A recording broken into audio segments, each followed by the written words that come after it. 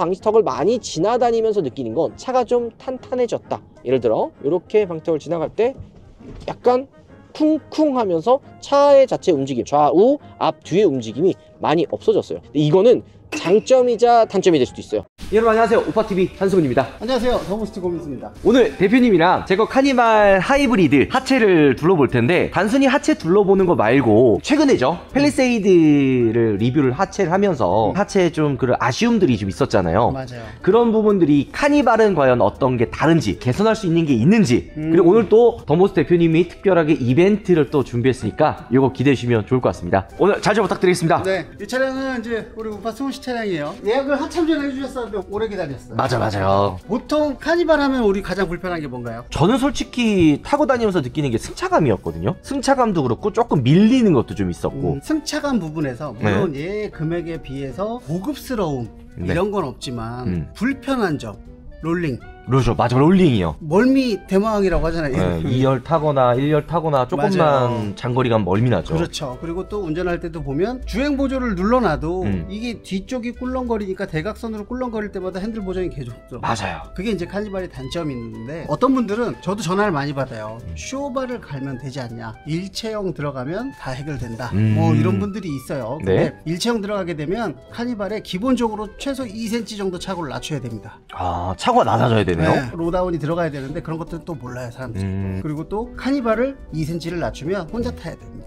나 이거 뭔 말인지 너 공감이 되는 게, 지금도 가족들 태우면 이게 차가 낮아지잖아요. 맞아요. 그럼 바닥 막 긁고 막 그러는데 여기서 2cm를 낮추면 그냥 밑에 긁고 다니는 거네요? 혼자 타야 돼요. 일단 국산차가 가장 롤링에 있어서 취약한 부분이 바로 이 스테빌이에요. 여기 있네요. 네, 이 스테빌인데, 어떤 분들은 뭐 스테빌보다는 쇼버가 주력이다 이렇게 말씀하시는 분들도 있는데, 사실상 쇼버로 차량의 롤링을 제어하려고 그러면요, 쇼버가 엄청 단단해져야 돼요. 쇼버에 연결돼 있죠? 네, 연결돼 있습니다. 쇼버에서부터 이렇게 쭉 따라가 주세요.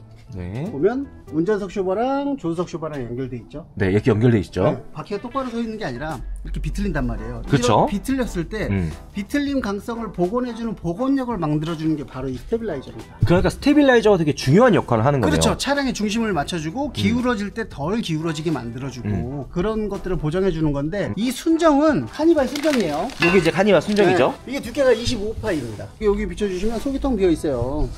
안에가 지금 비어 있는 거죠? 네, 중국 타입이에요. 네. 그러니까 이 2톤이 넘는 카니발의 복원력을 제대로 만들어줄 수가 없겠죠. 이거 한번 들어보세요, 승우 씨.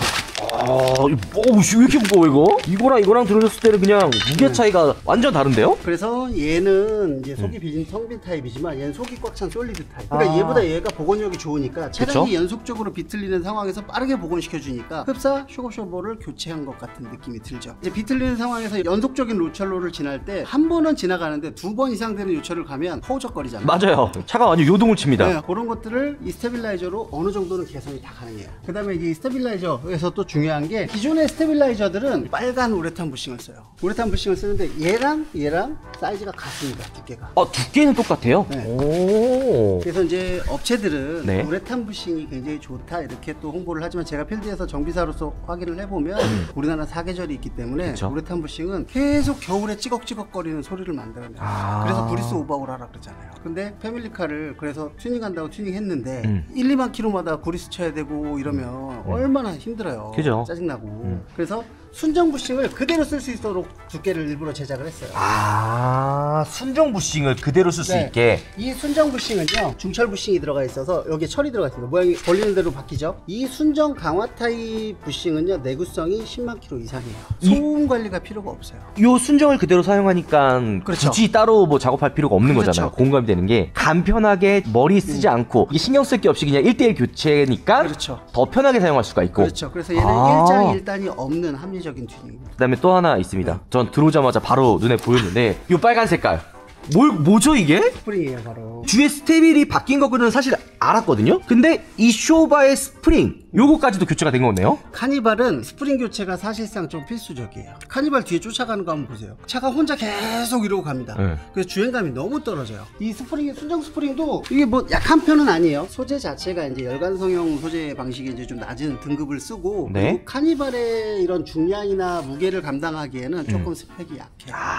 그래서 이번에 스프링까지 교환을 한 거죠. 그렇죠. 카니발은 네. 스프링 교체를 안 하면 피칭이 안 잡힙니다. 어. 앞이든 뒤든 하나가 버텨줘야 되는데 네. 앞에보단 뒤에서 버티는 게 피칭에 좋아요. 그래서 뒤 스프링을 교체를 하는데 지금 장착한 소식차에 장착한 타입이 약 차고가 18mm 정도 올라갑니다. 물론 이 스펙은 용도에 따라서 다르게 가져갈 수도 있어요. 10mm, 18mm, 그 다음에 또 30mm까지. 그래서 하이리무진에서부터 일반형, 그 다음에 이제 캠핑하시는 분들 고중량 차량까지 네. 대응이 가능해요. 왜냐면 그래서 대표님이 저한테 이제 아이들이나 사람을 많이 태우냐 아니면 혼자 많이 타냐 이걸 여쭤보신 네, 맞아요. 이유가 높이를 조절하기 위해서 말씀을 주신 거네요. 맞아요. 그리고 아. 또 이렇게 18mm 정도 차고 보정을 하면서 차고가 사람 타거나 짐 실었을 때도 좀 처짐을 방지하면 네. 이 쇼급쇼버에 움직이는 구간을 확보를 할 수가 있어요. 일단 뭐 타보셔야 되겠지만 카니발은 이게 1단계예요. 롤링 개선, 피칭 개선. 아 그럼 이 다음도 있나요? 이 다음은 이제 서스펜션 댐퍼를 갈아야죠. 아. 그러니까 이렇게 롤링과 피칭을 잡아놓고 고객분들한테 시공을 해드려보면 10분 중에 한 7분은 되게 만족하고 타세요. 근데 이제 그런 분들 중에서 한 3분이 조금 더 이제 고급진 느낌까지 욕심을 내는 거죠. 그렇게 해서 댐퍼 교체가 들어가요. 지금 어쨌든 일단 이게 기본 1단계라는 거네요. 그렇죠. 자 그러면 제가 이 1단계를 경험을 한번 해보고 이벤트가 있다 했잖아요. 이렇게까지 지금 스테빌라이저 2개 갈고 스프링까지 교환하는데 비용이 얼마나 드나요? 110만 원 저희 받고 있어요. 부품 기술료 포함 110만 원을 받고 있는데 제가 10분 20% 할인 날려드릴게요. 감사합니다. 네. 진짜 어렵게 한 거니까 선착순 10명이에요. 전화했는데 끝날 수도 있으니까 빨리 전화 주셔야 돼요. 보통 1시간 이내로 끝납니다. 왜냐면 카니발 타시는 분들이 제 채널 많이 봐가지고 맞아요. 이런 것들은 사실 좀 공유해보고 싶어서 대표님께 좀 부탁을 드렸습니다. 그냥 하는 것보다 근데 이벤트가가 좋을 것 같아서 제가 그러면 요거 한번 경험해보고 주행을 하고 여러분들께 다시 한번 보여드리도록 하겠습니다. 네. 작업해주셔서 감사합니다. 아유 감사합니다. 네. 자, 우리가 하체 작업을 하고 제가 한 2달 정도를 타봤어요. 짧게 탔다가는 제대로 느끼지 못할 것 같아가지고 3-4천 km를 주행을 한 것 같아요. 왜냐면 제 채널을 보시는 분들이 카니발을 관심 있어서 보시는 분들이 되게 많아요. 그렇기 때문에 어설프게 알면서 이야기하는 것보다는 오래 타보고 경험을 해본 다음에 여러분들께 추천을 드리는 게 좋을 것 같아서 타봤습니다. 아마 주행에 관련된 튜닝으로서는 제가 처음 스테빌라이저 튜닝을 사실 해봤거든요. 그래서 진짜 효과가 있을까? 이런 고민을 했습니다. 한 일주일 정도까지는 긴가민가 했어요. 뭔가 달라진 것 같은데 뭐가 달라진 거지? 기존보다 단단한 느낌이 좀 들긴 하더라고요. 그러니까 어떤 부분 때 단단한지, 뭐가 차이가 있는지, 외관으로서는 차이가 없잖아요. 주행하면서 알려드리도록 하죠. 가시죠. 카니발이라는 차의 특성을 우리가 이해할 필요가 있어요. 가족들과 함께 타는 차잖아요. 그렇기 때문에 엄청나게 승차감이 편안한 거를 찾는다든지 막 이런 건 아니에요. 물론 승차감이 편하면 좋겠죠. 하지만 공간이 넓으면 어쨌든 차 휠베이스도 길어지고 차 움직였을 때 작은 움직임이라도 실내로 들어오는 충격들이라든지 피칭 현상이라든지 이런 부분들이 약간은 조금 손해보더라도 공간을 위해서 포기하는 부분들이 있어요. 그러니까 분명히 승차감이 그렇게 좋은 건 아니야. 그러나 탐열 공간이 넓기 때문에 포기하면서 타자 하시는 분들이 굉장히 많습니다. 물론 이번에 하이브리드가 출시가 되면서 나름 하이브리드 모델에는 승차감이나 주행감이 좀 부드럽습니다. 이 라이드 컨트롤이라든지 이 핸들링이라든지 이런 부분이 좀 들어가서 디젤이나 가솔린보다는 조금 더 부드러워진 것도 사실이에요. 그렇기 때문에 아쉬워도 좀 참고 타는데 지금 타고선 한 일주일 정도는 긴가민가 했어요. 뭐가 바뀐 건가? 뭐 예를 들어 방지턱을 넘었을 때라든지 이렇게 요철이 조금 있어서 차가 좌우로 움직였을 때 뭐가 달라진 것 같기는 한데 얘기하기가 좀 애매하네? 라고 느낀 적들이 많습니다. 왜냐? 애초에 저는 카니발의 승차감을 원하고 카니발의 승차감이 좋아야 된다라고 생각하고 차를 탄 사람이 아니다 보니까 승차감이 안 좋은 거를 당연하게 생각을 해요. 그러다 보니까 조금 승차감이나 주행감이 달라진 걸로 엄청나게 막 피드백이 많거나 그런 건 아니었어요. 그러나 이런 요철이나 방지턱을 많이 지나다니면서 느끼는 건 차가 좀 탄탄해졌다. 예를 들어 이렇게 방지턱을 지나갈 때 약간 쿵쿵 하면서 차의 자체 움직임, 좌우, 앞, 뒤의 움직임이 많이 없어졌어요. 이거는 장점이자 단점이 될 수도 있어요. 좀 더 부드러운 승차감, 좀 더 물렁물렁한 느낌을 원한다면 지금 이 스테빌라이저의 튜닝을 하는 순간 그런 부드러운 느낌이 많이 사라집니다. 오히려 탄탄해져요. 자, 이랬을 때는 이거 왜 이렇게 좀 딱딱하냐? 차 움직임 자체가 많이 없는데? 라고 느낄 수가 있는 거죠. 하지만 선택을 해야 된다고 저는 생각이 듭니다. 예를 들어 연식 변경이 되고 페이스리프트가 되면서 횡풍 안전이라는 기능이 들어가거든요. 이게 뭐냐면 차가 위로 높고 박스카처럼 이렇게 네모나고 길잖아요. 그럼 옆에서 측면에서 바람이 한 번에 확 불었을 때 차가 순간적으로 접지력을 잃어가지고 위험한 상황이 나올 때가 있거든요. 그런 걸 좀 어느 정도 제어해주는 기능이 횡풍 제어예요. 지금 이 스테빌라이저 튜닝을 하고 느낀 점은 저속에서 요철이나 방지턱을 넘었을 때 좀 딱딱한 느낌을 받지만 고속으로 갔을 때는 꽤 안정적인 느낌을 받는 게 운전석과 조수석에 있을 때 피드백입니다. 자, 그러나 편안한 승차감을 원한다면 이런 게 단점이 될 수 있죠. 하지만 단점이 2열과 3열에 가면 달라지는데요. 패밀리카를 탄다고 가정을 했을 때 2열과 3열의 승차감이 되게 중요하다고 했잖아요. 산타페라든지 팰리세이드라든지 카니발을 탔을 때 2열에 앉았을 때 3열에 앉았을 때 느껴지는 승차감과 주행감이 확연히 차이가 납니다. 차가 자체가 크고 무겁고 높기 때문에 작은 방직턱이다 아니면은 노면이 조금만 안 좋아도 차가 요동을 칩니다. 이럴 때 1열은 그나마 괜찮지만 자 이렇게 요철 있고 조금만 코너를 돌아도 차가 요동을 치죠. 근데 이게 딱딱하고 탄탄해졌다라고 제가 아까 1열에서 얘기했잖아요. 2열과 3열에서는 오히려 이런 탄탄한 움직임이 나쁘지 않습니다. 왜? 멀미가 안 나요. 좌우 앞뒤 움직임을 잡아주니까 딱딱하고 승차감이 좀 안 좋아진 것 같다고 느낄 수는 있으나 애초에 승차감이 막 그렇게 좋은 차는 아니거든요. 이 스테빌라이저 달았다고 승차감이 좋아졌다고는 느껴지진 않습니다. 승차감이 좋아진 게 아니라 멀미 나는 게 조금 더 개선이 됐다고 느껴요.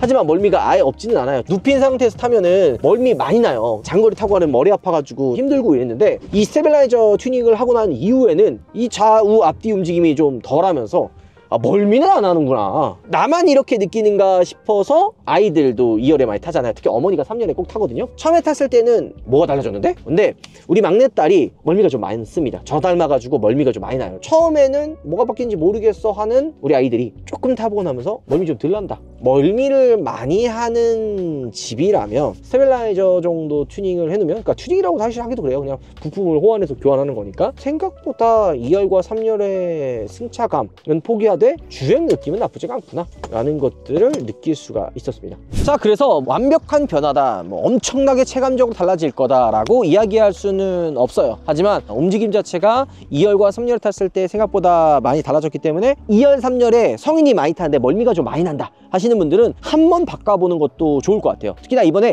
이벤트 기간에 저렴하게 시공할 수가 있기 때문에 한번 교체해 보시고, 혹시나 마음에 안 들면 1대1 방식으로 교체이기 때문에 원복도 어렵지가 않아요. 게다가 더몬스터 같은 경우에는 또 믿고 오래 저희가 하체 리뷰라든지 고민수 대표님이 전문가이기 때문에 후회하지는 않을 것 같다 라는 생각이 좀 들긴 합니다. 10점 만점의 점수를 준다면 승차감을 조금 포기하더라도 멀미가 안 나는 거를 생각을 한다면 나름 7점의 점수를 주지 않나 라는 생각이 듭니다. 고정 댓글에 연락처 남겨둘 테니까 혹시나 관심 있는 분들 연락 주시면 될 것 같네요. 그리고 저 댓글로 이거 물어보시는 분들이 있어요. 지금 카니발 출고하려고 하는데 하이 리무진을 해야 되느냐 말아야 되느냐, 필요한 거 아니라면은 그냥 실내 작업만 해가지고 타는 것도 나쁘지 않다고 생각이 듭니다. 자, 오늘 영상 마무리하도록 하겠습니다. 들어보겠습니다.